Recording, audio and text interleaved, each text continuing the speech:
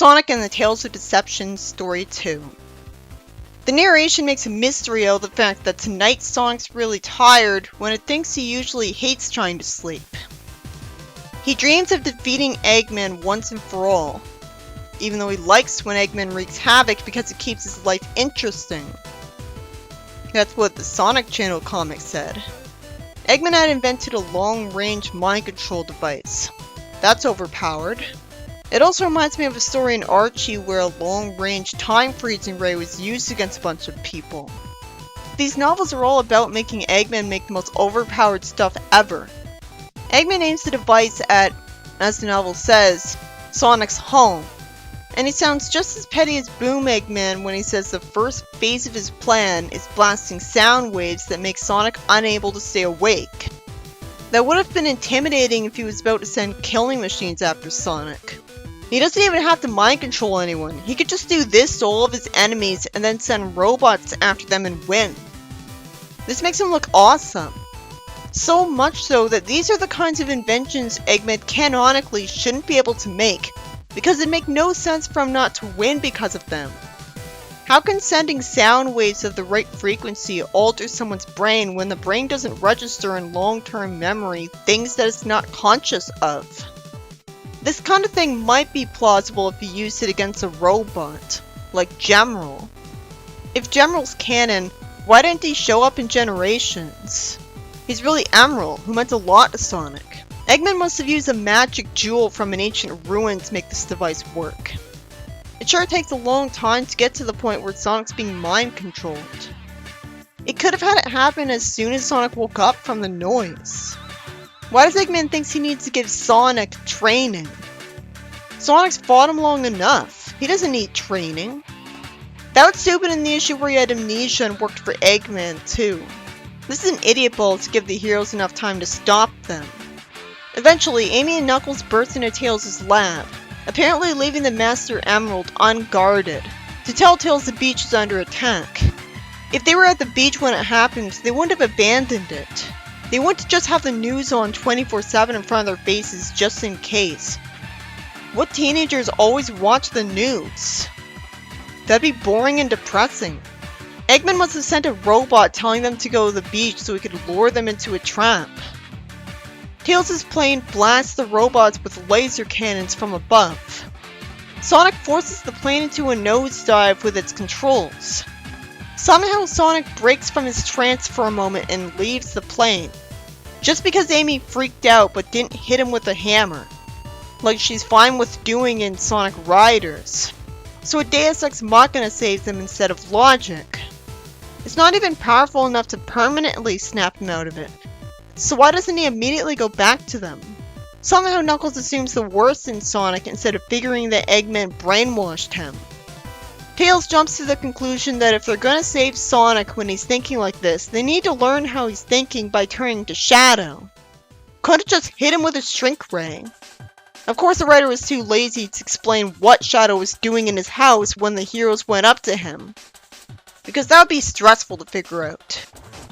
The heroes have the common sense to realize that Eggman captured Sonic and turned him evil on their own. Shadow's in IDW Shadow mode, not caring what happened to Sonic because he's selfish, when it should be obvious Sonic could hurt and kill a lot of people like Maria when he's like this. So I don't believe the narrator when he says Shadow wasn't evil. If he knew he was writing Shadow so bad that he came off like he was evil and he had to say he wasn't, he should have rewritten his earlier paragraphs. Nothing in Shadow's official bio even mentions Sonic, let alone says he hates Sonic. It says he has no love for humanity. This must be why he's being written like this, because nothing in the recent games has ever indicated that he hates people when he was still being a hero on Forces. Of course a line like that would make everyone write him like he's evil, unless they were going off something else. It wouldn't make any sense that Sega would be impacting how Shadow's being written in the novels because other characters were made out character just fine. Espio's the obvious example. Shadow gets mad at being compared to Sonic, but doesn't take that out on them. The narration says that he respects Sonic. it's nice to be reminded of SA2, but I don't know why he knew to write this when it's not in his character bio, and he's writing like the crazy Generations Shadow who thought he had to fight Sonic to see if he went soft for no reason. Clearly not him respecting Sonic. It doesn't even explain why he respects Sonic. I just have to assume it's for the SE2 reason that Sonic is capable. So because he doesn't want someone capable brainwashed, he agrees to help. Then why did this take so long? He would have already known he respected his abilities. That would be why he'd know that he'd be a threat if he was brainwashed. Jet the Hawk would have needed convincing the same way that Shadow was convinced here.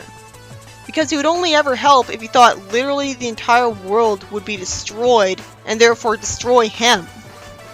He also would have said this has nothing to do with him and needed his ego to be manipulated. Sega's been ruining Shadow to try to give him a specific role that no other character has. But it's just Jet's role with how it's written here. Minus the part where he actually competes with him in something. In the stories where Jet is confirmed to actually exist and isn't just alternate universe spin-off games, Shadow being inconsiderate has no value. It sure is convenient for the heroes that the first thing Eggman did with Sonic somehow wasn't to send Sonic to fight the heroes, which wouldn't give them enough time to plan against him, but instead to have Sonic being a redundant leader to a bunch of badniks to pointlessly scare people who already were afraid of Eggman. Shadow assumed the heroes had already come up with the plan.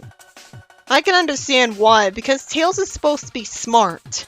Tails is smart enough to figure out how Eggman must have brainwashed Sonic based on there being nothing out of place in Sonic's bedroom.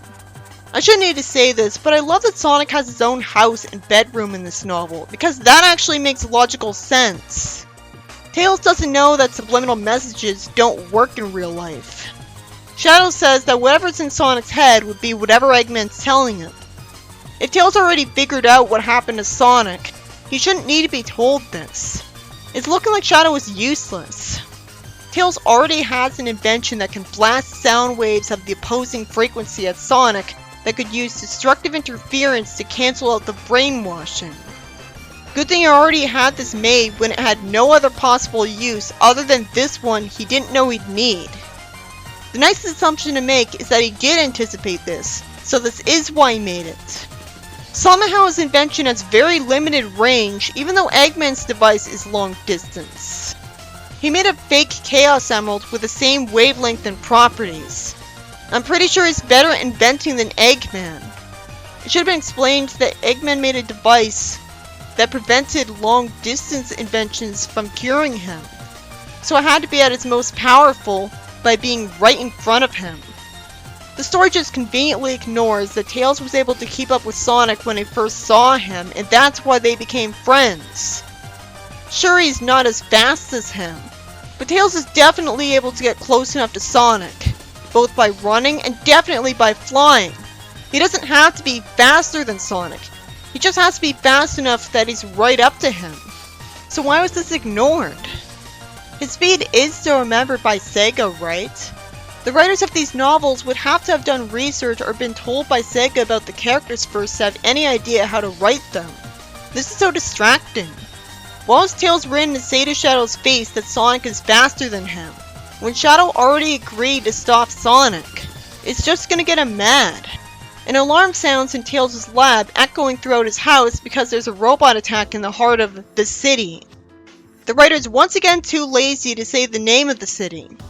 Knuckles asks Sonic why he didn't tell the heroes about his invention right away, and Tails doubts Shadow would have come here just to use that. The same guy who fought Metal Overlord when he could have just gone home, establishing himself as a hero instinctively. He doubts that he would have come here if he knew he had to use a gadget against Sonic. Get the fuck out of here with that. Why wouldn't he want to use a gadget? Aren't his skates a gadget because they let him hover?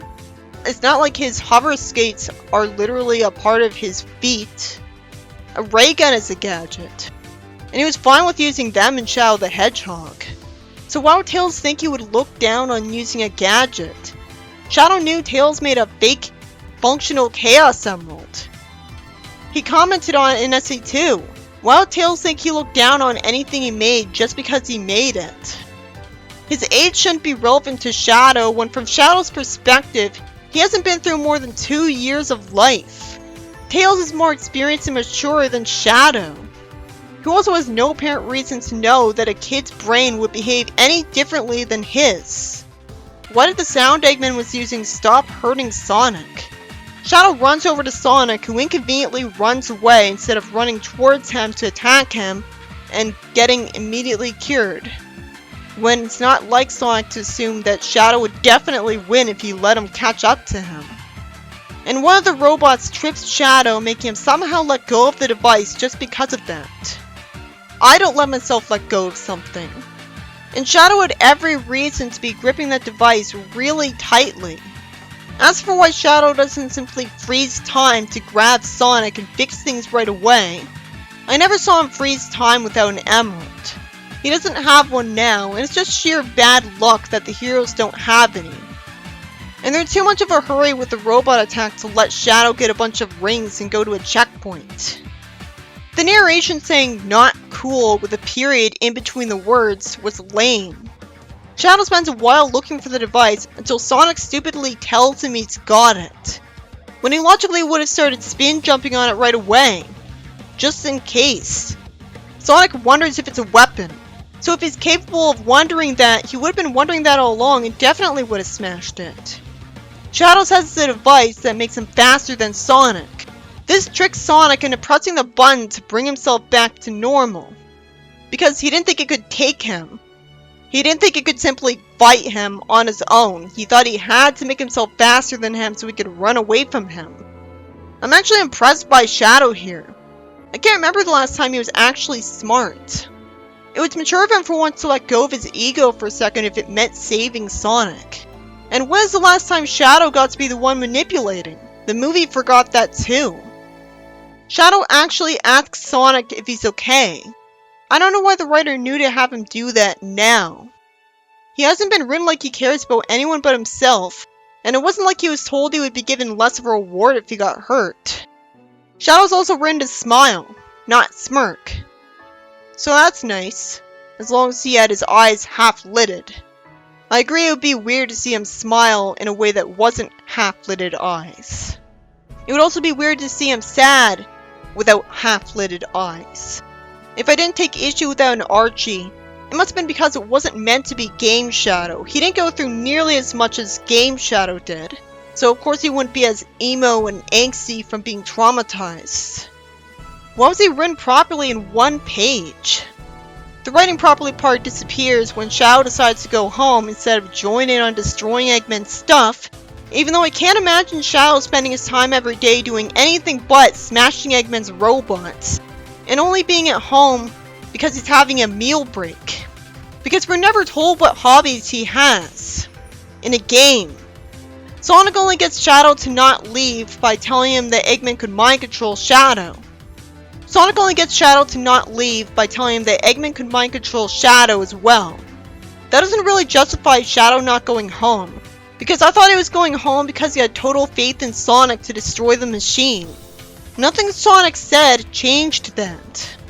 And even if he did think only Sonic was in danger, he already proved he could get him out of mind control once.